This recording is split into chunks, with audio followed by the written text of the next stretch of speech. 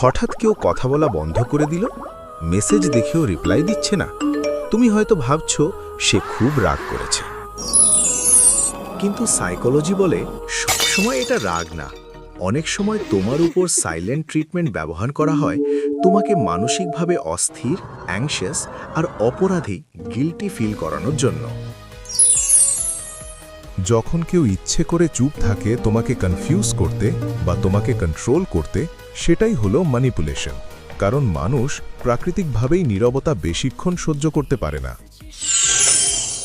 Brain তখন overthink করতে শুরু করে এবং নিজের দোষ খুঁজতে থাকে। কিন্তু মনে রাখবে, সব নীরবতাই কিন্তু মাইন্ড গেম না। কিছু মানুষ কেবল ঝগড়া বা কনফ্লিক্ট এড়িয়ে চুপ থাকে। এই দুটোর পার্থক্য বোঝাটাই হলো আসল পাওয়ার। ডার্ক সাইকোলজি সম্পর্কে আরও জানতে ফলো করো AQ স্টোরি টেলার।